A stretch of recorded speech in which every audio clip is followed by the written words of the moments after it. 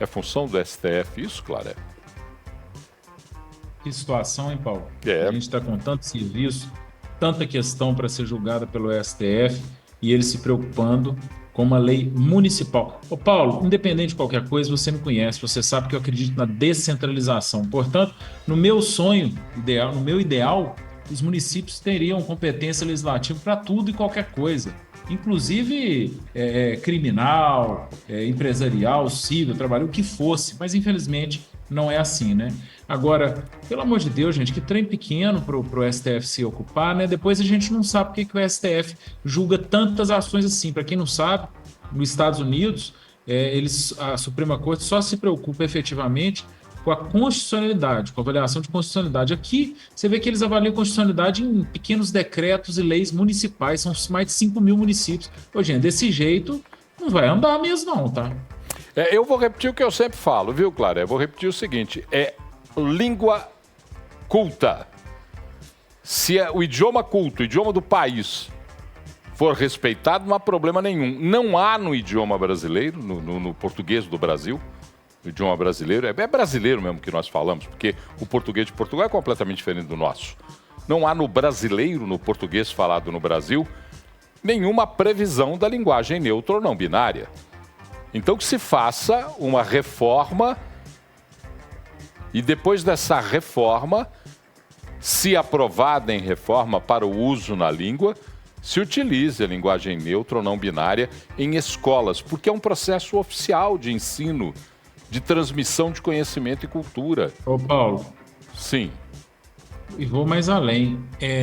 As pessoas que nos acompanham, é importante elas saberem que essa linguagem, né, não binária, que é o famoso TODES, né, dentro de uma ironia, essa linguagem, ela acaba atrapalhando a inclusão, tá? Vou dar 2 exemplos. Né? Alguém que tem alguma dificuldade mental, por exemplo, né, que está ali aprendendo, tal, vai ter dificuldade de absorver isso. Um cego que tem aquela maquininha que lê os e-mails, lê livros para ele no computador, esse livro, às vezes você tem um arroba ali, um X, ele não traduz direito. Então, assim, gente, se tem um negócio que é nada inclusivo, muito pelo contrário, só exclui, é o TODES, esse tal de não binário. Então, o Paulo foi muito feliz. A gente nem tinha que estar discutindo isso aqui.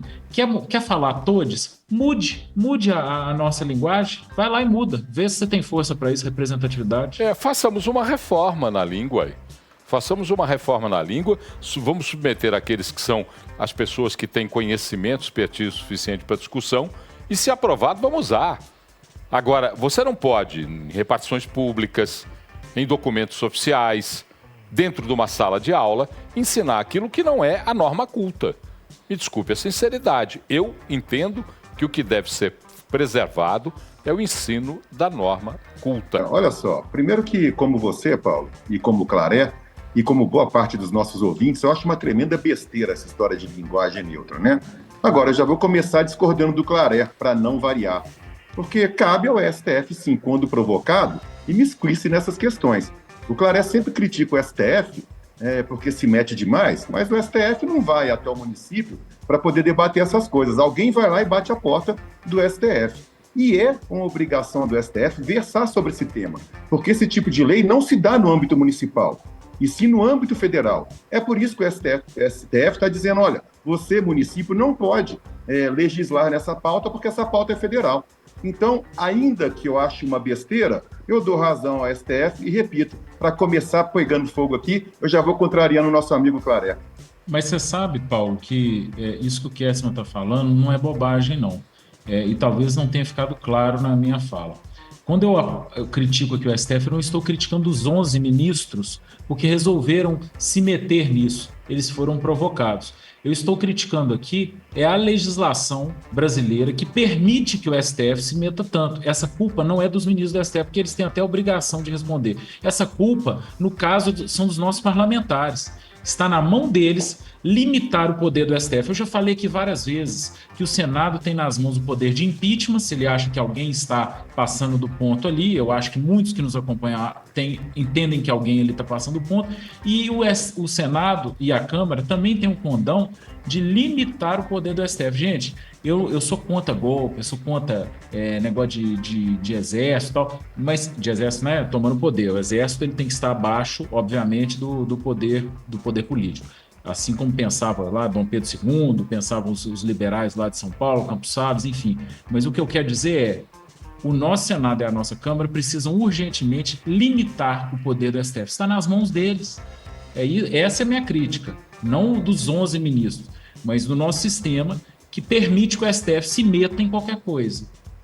Eu, particularmente nessa discussão, acho que, tudo bem, é uma lei federal que deve ser utilizada para isso, mas eu acho que preservar a norma culta, toda regra ou lei que preserve a norma culta, ou que abra caminho para se discutir de maneira racional, de maneira inteligente algumas questões, tem que ser respeitada. Ora, eu não posso, se eu for o gestor de uma escola municipal e o prefeito assim o é, junto com o seu secretário de educação, eu não posso permitir que se use dentro de uma sala de aula algo que não está previsto na norma culta.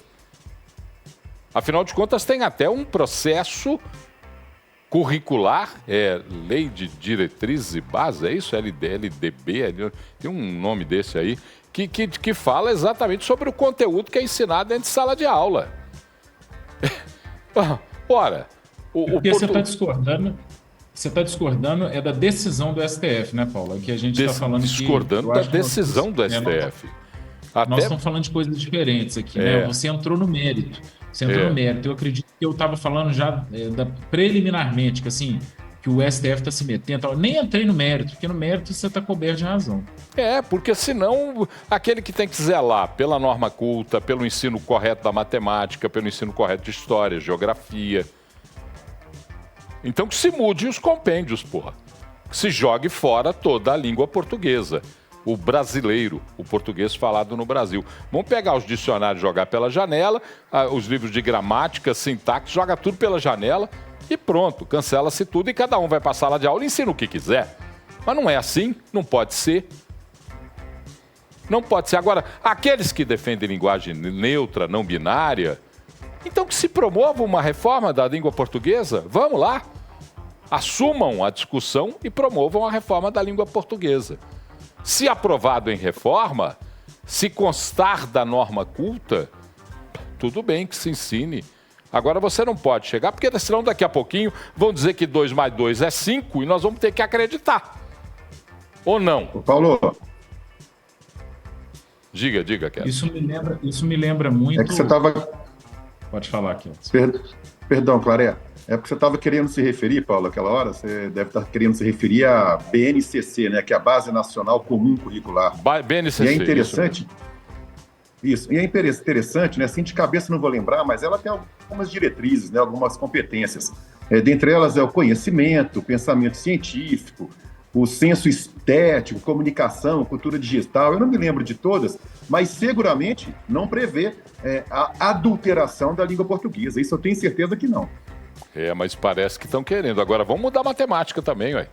Agora o professor de matemática entra na sala de aula e fala 2 e 2 são 2 mais 2 são 5. E aí? Eu quero que seja, tem um grupo que quer que seja, e aí, como é que vai fazer? Se aceitar, vai ser isso, claro.